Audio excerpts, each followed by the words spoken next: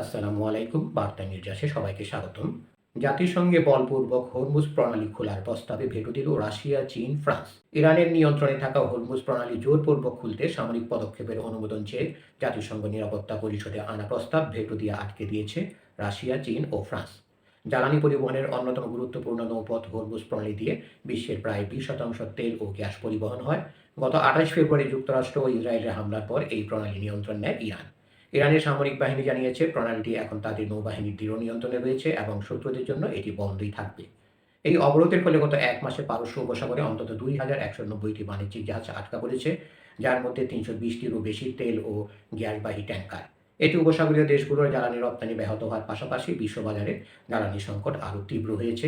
এই প্রেক্ষাপটে হরমুজ প্রণালী খুলতে জাতিসংঘের মাধ্যমে বল প্রয়োগের অনুমতি চেয়ে নিরাপত্তা পরিষদে একটি প্রস্তাব উত্থাপন করে বাহরাইন। প্রস্তাবটি ঘিরে শুক্রবার 3 এপ্রিল ভোট হওয়ার কথা ছিল। তবে ভেটো ক্ষমতাধর 3 দেশ রাশিয়া, চীন ও ফ্রান্স এটির বিরোধিতা করায় প্রস্তাবটি পাস হয়নি।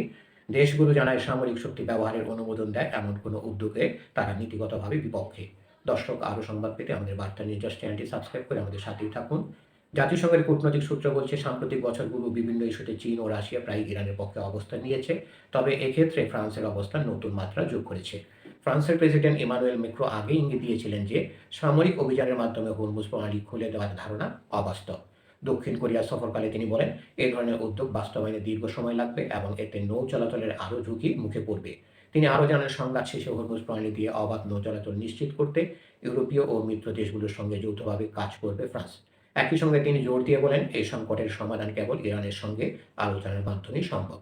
ধন্যবাদ সবাইকে এতক্ষণ ধরে আমাদের সাথে থাকার জন্য। আরও সংবাদ পেতে আমাদের বার্তা নির্যাস চ্যানেলটি সাবস্ক্রাইব করে আমাদের সাথেই থাকুন।